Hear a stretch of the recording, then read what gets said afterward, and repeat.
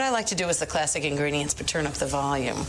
The next ingredient is parsley, and this gives it so much flavor. And I'm going to show you the easiest way to cut up parsley. So all you have to do is just take your knife and run it along the edge. Forget pulling all those little leaves off those stems. That is Ina Garten back in November of 2002, cutting parsley as she hosts the very first episode of a new cooking show called Barefoot Contessa. When the Food Network first approached Ina about doing television, she said, no thanks. She was perfectly happy as the busy owner of a popular specialty store on New York's Long Island and the author of a self-financed cookbook that became a best-selling sensation. When Ina finally was convinced to host a show right there from home, audiences could not get enough. It didn't take long for the self-described home cook to become a culinary icon. I've had the pleasure of sitting across from Ina several times over the years, both here on Sunday Today and on her show, Be My Guest. For our latest conversation, we decided to invite a few hundred of our closest friends. Ina and I got together last week at New York City Winery, the host and sponsor of our Sunday Sit Down Live. How we doing, team? Do a little brief introduction, okay, and then we'll just do the thing we've done 100 times. I think you know how to interview somebody, right? Without further ado, ladies and gentlemen, please welcome to the stage the one and only Ina Garten. Ina Garten is the ultimate host and an even better guest. I've interviewed very famous actors and rock stars in settings like this, and I never hear the reception like the one Ina Garten gets. So we have a bit of a, I don't know, like a Frost Nixon thing going. You come on my show. It's just another day at the office. I go on your show. Cheers, everybody. It was Cheers, so Ina. much fun. For Be My Guest, you were my first guest. Yes. I mean, how crazy is that?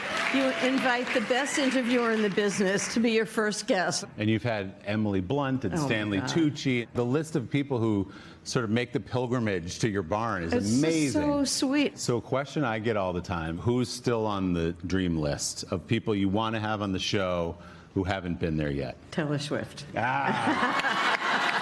That's easy. She's a little busy.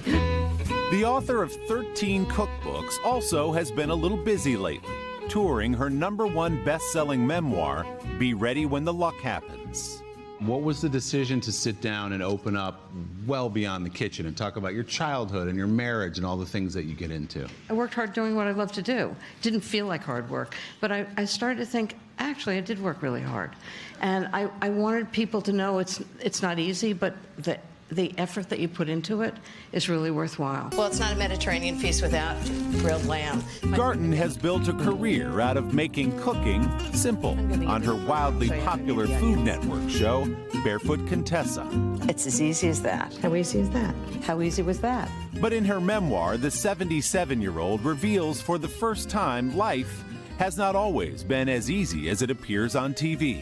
You describe your childhood as kind of dour. I mean, I remember when I was probably 14, my father said to me, nobody will ever love you, which is such a harsh thing to say to a child, especially a girl, I think. And then I met Jeffrey, and he thought I could do anything I wanted to do. So, I mean, find somebody that believes in you and hang out. Ina and her husband Jeffrey have been hanging out for more than 60 years. Here's to the best year ever. Boy, that's good. What does Jeffrey make of the fact that he is like a sex symbol, this guy? I mean, people He's so much more popular than I am. Well, people love Jeffrey. They love that. They really do.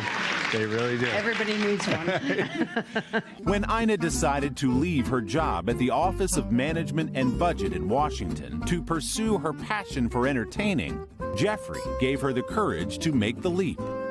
In 1978, the Gartens bought a tiny specialty food store in West Hampton Beach, New York, that would give Ina her famous nickname. In the beginning, I'd go to work at 4 in the morning. I'd work all day, and then most of the night, I'd go home at like midnight, sleep for a couple of hours, and come back at 4 in the morning. You write about in the book is some of the strain that it put on your relationship with Jeffrey, right? Yeah. That you were so dialed in on that, and he was in Washington, and you thought maybe maybe I have to stay focused on this and not on our relationship?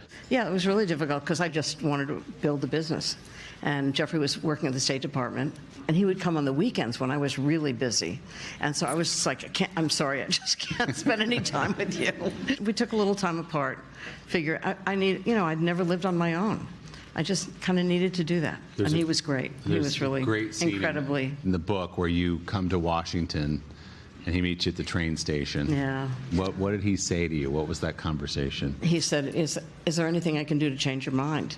And I said, yeah, you can, go see a therapist and, we'll work through these things. And he was like, okay, I'll go after I come back from my trip around the world, which was what he was about to embark on.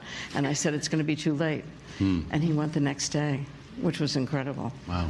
Hi, neighbor. I'm Ina Garten. My husband Jeffrey is away, and I've got some bruschetta and white wine open. Why don't you come over? I'm alive! Today, the Garten's home in the Hamptons serves as the set for Be My Guest, the test kitchen for Ina's cookbooks, and the gathering place for the couple's famous dinner parties.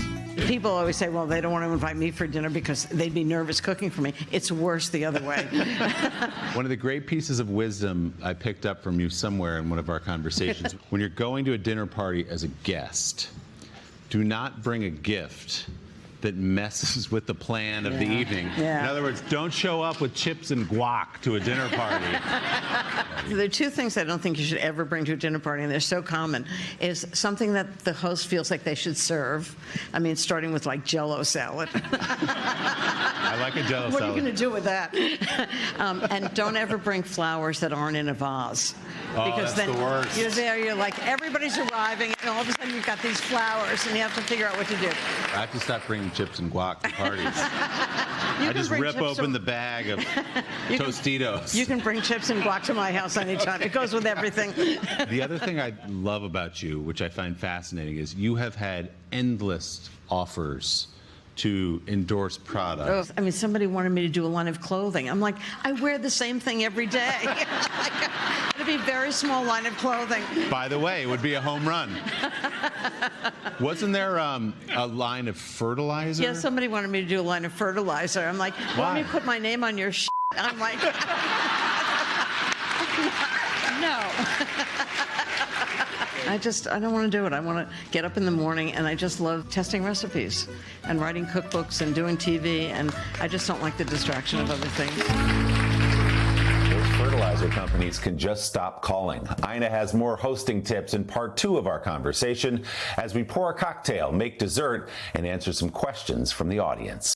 Hey, thanks for watching. And don't forget, you can catch the Today Show every morning on NBC or take Today when you're on the go. Just follow the Today podcast on Apple Podcasts, Spotify, or wherever you listen.